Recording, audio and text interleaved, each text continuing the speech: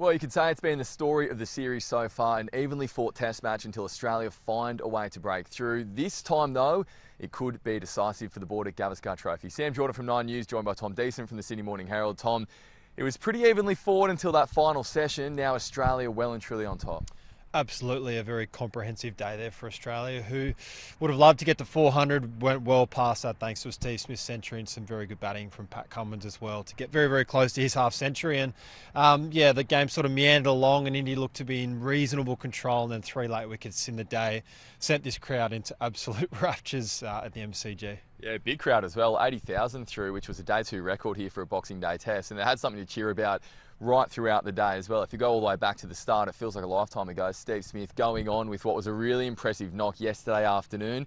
He scored that century today, 34 in his career. His 11th against India, which is the most that anybody has ever scored against India. It's quite the accolade.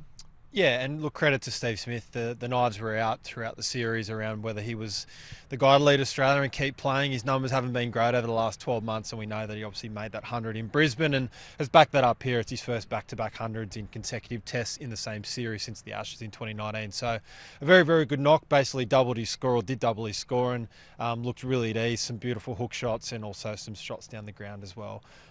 Which were lovely, and yeah, like it clearly meant a lot, and a sizable lead, which puts Australia in a very, very commanding position. There's been that thought and that comment from the players, his teammates right throughout the series, even Steve himself, that he said he's been in really good form in the nets. It feels like here after that ton in Brisbane that the shackles were just off a little bit.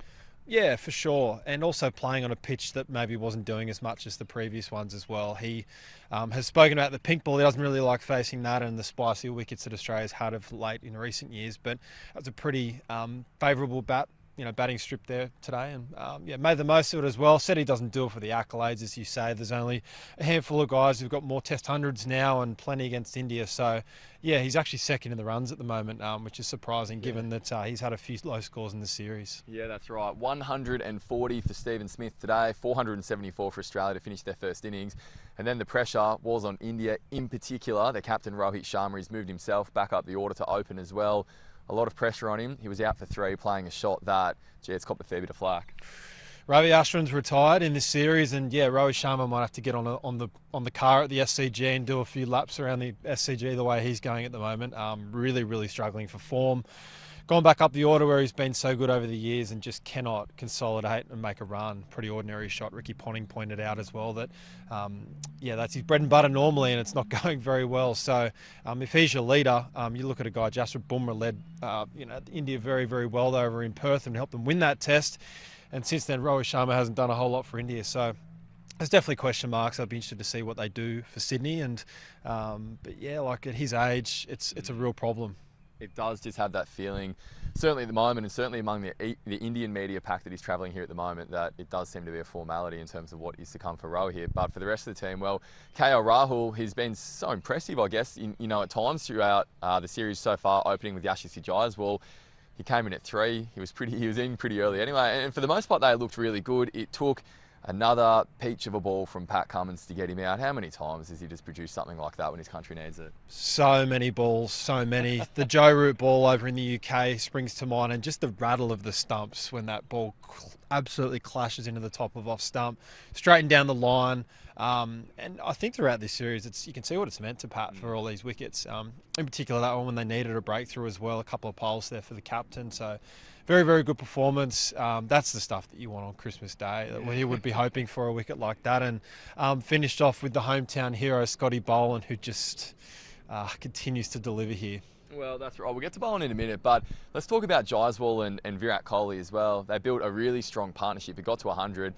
It was going to take something special to bring it to an end, and Virat Kohli provided it. It's been called one of the great barbecues of a teammate by Nathan Lyon this afternoon, and he's not wrong.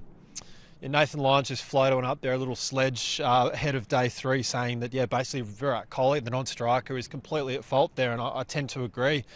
Selfish batting. Jaiswal's hit that ball there pretty firmly, but also good intent and wanted to take the single there and and Virat Kohli's ball watching there, turns back, puts the bat there, and then also gestures as though he's not in the wrong and that the young guy's to blame. I'm sorry, but that's just pretty ordinary there. He should have taken off, and not a great test for Virat Kohli, or a series realistically. He's going to be remembered for his shove on Sam Konstas as well, and also basically barbecuing a teammate and then not going on with it and nicking off not long after. So yeah, be fascinated to see what he thinks about it all. But Indy don't put him up for any media, so we can't ask him, Sam. That's some pretty strong views there. Look, Giants ball as well. Not that this should factor into things from Kohli's perspective, but he was approaching a century. He looked absolutely outstanding this afternoon. Yeah, absolutely. His first innings totals in this series have been like a duck duck goose game. Yeah. I think I wrote in my copy like duck duck 4. I think he's got. So he made the obviously the 100 in the second innings in Perth, which was outstanding, and looked very much on the way to triple figures here until he got a little barbecue from his mate Virat. So yeah, he'd be very, very disappointed. And look, the last 30 minutes of this match, the day's play, could define the series. I genuinely believe that. Yeah, that certainly is the feeling this afternoon. Scott Boland, of course, coming in to remove Virat Kohli once again. He has a pretty good record against him, and didn't the MCG start getting on their feet around that? The noise was incredible.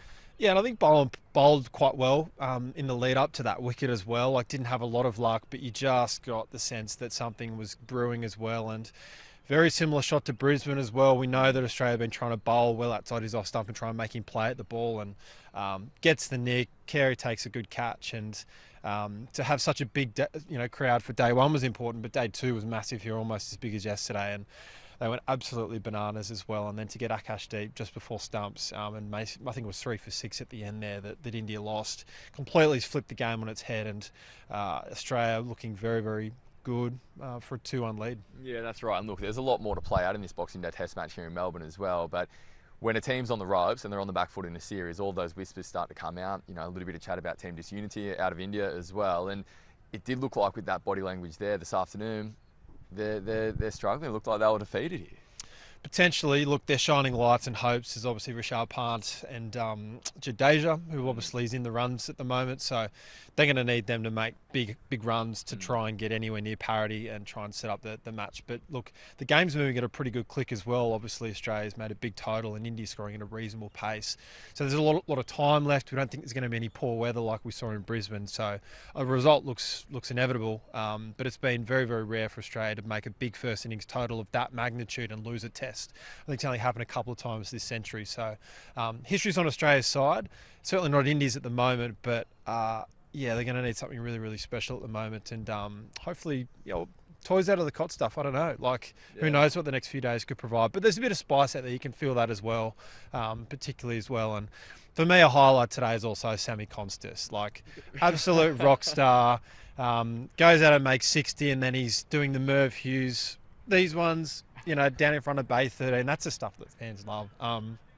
He's loving it. He was back on the selfies again as well today during that period of the match. Nathan Lyon, in that interview with ABC Sports, said that Konstas joked to the team, at what point do you start getting nervous? It feels like a grade game. He's having the absolute time of his life, and it's energised Australia, not just the crowd there as well, but you can see the lift that it's brought to the rest of the team.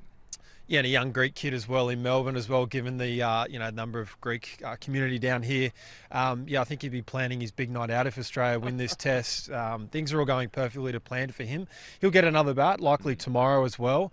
And given the way the match has played out, I'd be surprised if he takes the same approach to Bumrah. Perhaps he does, I don't know. But he is completely fearless and loving every moment. He's got another 100,000 followers on Instagram, so life's good for the 19-year-old. A few messages to sort through for Sam Konstas. That is going to be taking place tomorrow. Look, as we've said, Australia well and truly on top here in the Boxing Day Test, but India has the strike weapons to be able to fight their way back in. Whether they do, we'll find out tomorrow. We'll be back at the same time to chat through all the action then.